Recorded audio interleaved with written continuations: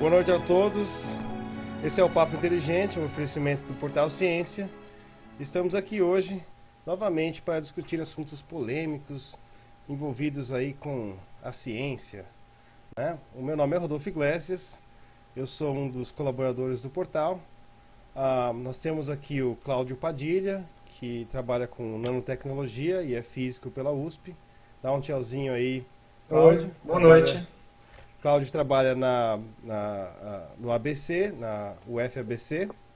Temos embaixo o Luiz Felipe, que é físico nuclear, trabalha no IPEM, na USP. Dá um tchauzinho, Felipe. E aí, gente? E no último canto embaixo da tela temos o William, que ele trabalha com a área do meio ambiente em vários projetos governamentais e não governamentais aí na cidade de São Paulo e algumas outras regiões, né?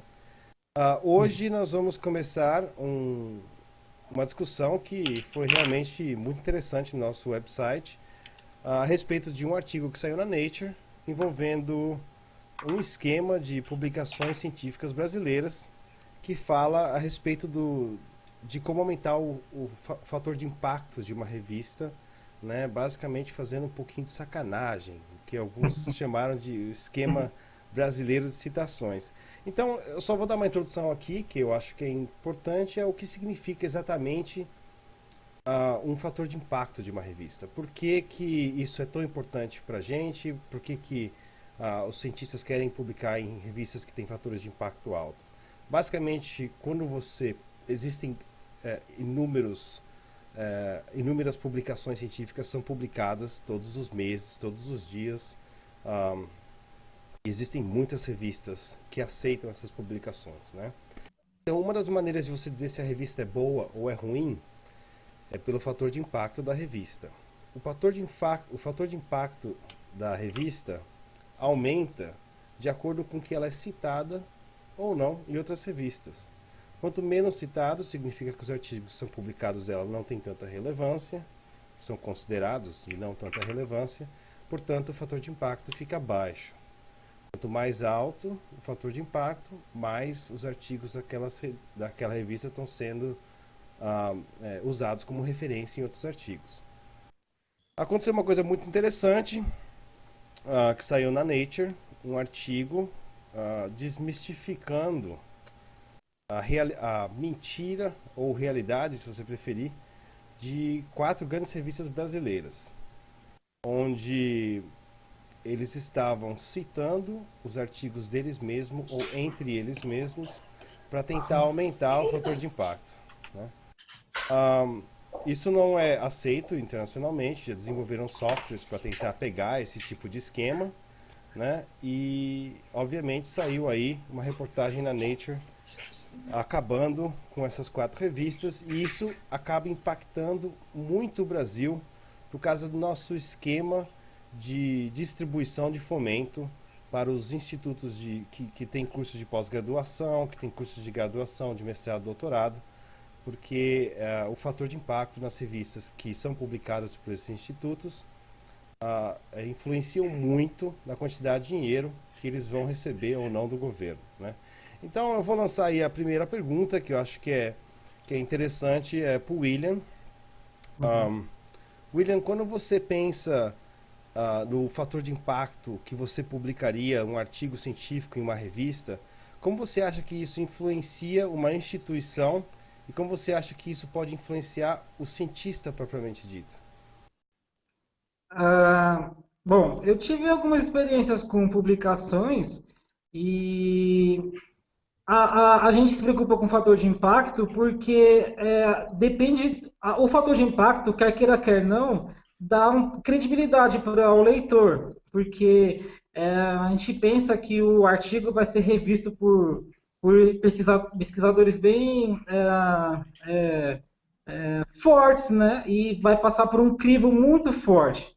E a gente pensa que se nosso artigo conseguir ser publicado numa revista com fator de impacto alto, consequentemente, a gente vai ter também uma maior credibilidade perante a comunidade científica, né? Sim, Will, mas na área E do meio ambiente, desculpa te interromper, na área do meio pode falar. ambiente, a grande quantidade do dinheiro que é investido, né, para essas organizações, até mesmo muitas delas não têm fins lucrativos, são organizações não governamentais, eles Uhum, acabam vindo por incentivos fiscais, mesmo as doações, para que essas instituições ou organizações consigam desenvolver um trabalho de proteção ao meio ambiente, levantamento de dados da fauna e da flora.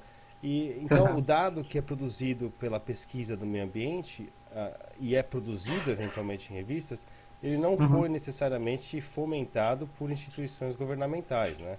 Você acha que aham, isso acaba, o que significa que as publicações que saem desse tipo de doutorado, uma pessoa que está fazendo doutorado na área do meio ambiente, fazendo uhum, mestrado na área do meio ambiente, ela não depende tanto do dinheiro público para publicar em uma revista boa.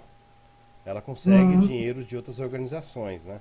O que não é a mesma exato. realidade, não é a mesma realidade para outros tipos de pesquisa, né? Uhum, Então, na sua área, por aham. exemplo, me conta algo que você trabalhou e como é que você conseguia esse dinheiro. Você publica as revistas que você pode publicar, vão realmente ser revistas boas ou não? Como é que funciona? Olha, eu participei de um projeto com o Ministério do Meio Ambiente. Então, o MMA, ele tem uma reserva, um dinheiro para ser pago para esse projeto ser realizado. O que que é E ele vai, MMA? o Ministério do Meio Ambiente Não, aqui Ministério do do Meio Brasil. Ambiente. Aham. E então existe esse dinheiro. Eles lançam uma licitação e a empresa concorre para tentar ganhar ela, né? E no caso a empresa que eu trabalhei ganhou. Então a gente trabalha em cima do assunto e tenta responder a pergunta que eles solicitam, né? E aí com isso vem o dinheiro. Depois que a gente trabalhou o assunto, aí vai caber a cada um criar um artigo baseado nos dados que a gente coletou e a gente vai decidir em qual revista vai querer publicar. Então, nessa situação, a gente não teve pressão nenhuma de nenhum órgão com a CAPES para exigir que a gente publique, para ter toda aquela troca, aquela compensação, né, para aumentar a credibilidade do cientista na ciência. Então, na parte ambiental, nesse caso, funcionou assim comigo. E com você, Cláudio, você que trabalha aí no ABC e provavelmente vocês dependem muito de dinheiro federal ou mesmo estadual, eu não sei como é que funciona. Você acha Sim. que existe essa pressão de publicar em revistas de alto impacto para conseguir dinheiro? Sim, existe, né? Porque é o que ele falou, né? Você colocando o teu paper numa revista de alto impacto, você tem certeza que você vai ter gente do mundo inteiro lendo lá a coisa, as pessoas vão apreciar seu trabalho, até mesmo para criticar, né? E o que a CAPES faz hoje em dia com esse sistema que é do Qualis, né? Eles avaliam os journals de acordo com notas, né? Eles te forçam a colocar em jornais de maior um parâmetro de impacto, Como realmente, é né? que é? O quali? Ah, O Qualis, né? O Qualis é um sistema de avaliação de periódicos, né? Então tem lá as faixas, o A1, B1 e tal, e daí eles têm os critérios lá de coleta de dados e de avaliação, né? Quanto maior o parâmetro de impacto de um journal, de um periódico, né? Mais bem avaliado vai estar, então mais pontos você vai ganhar, né? No sistema lá, se você colocar o seu paper num periódico de maior classificação do Qualis, né? Então, sim, isso realmente conta, né? Porque os caras, eles liberam bolsas de produtividade de pesquisa para docentes, liberam bolsas de doutorado, de mestrado para um monte de gente. Então, tem gente que realmente a única fonte que vai ter vai ser isso mesmo, vai vir do governo, né? Não tem jeito. e na área nuclear, Felipe, pelo menos no Instituto de Pesquisa Energéticas Nucleares, que está um pouco mais envolvido já com, digamos assim, o exército, né? Existe essa facilidade ou a pressão é a mesma? Olha, lá no IPEM, né? Lá a pressão é um pouco diferente. Na verdade, a pressão vai mais nos nos orientadores e nos pesquisadores contratados do IPEM. Qual que é a pressão para eles? É o seguinte, para o Instituto continuar, né, no nível 6, ou seja, no nível 6 você tem um número de bolsas que você pode dar para os seus alunos, você tem o curso de pós-graduação deles é avaliado e bem conceituado. Uhum. Se esses pesquisadores não publicarem, não tiverem um número robusto, né, de publicações em revistas com qualis A1 ou B1 até, o Instituto como um todo, ele desce nessa classificação, né? Se ele cair para 5, por exemplo, ele vai perder bolsa, ele vai perder verba do governo, então tá tudo isso envolvido, né? Exatamente. Existe um assunto, por falar em governo, verba, que a gente está comentando.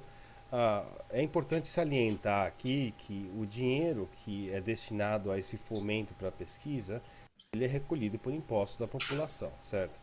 Então espera-se, pelo menos idealmente, que a população consiga ter um resguardo, ou pelo menos saber o que está acontecendo com o dinheiro que está sendo investido nas pesquisas, né?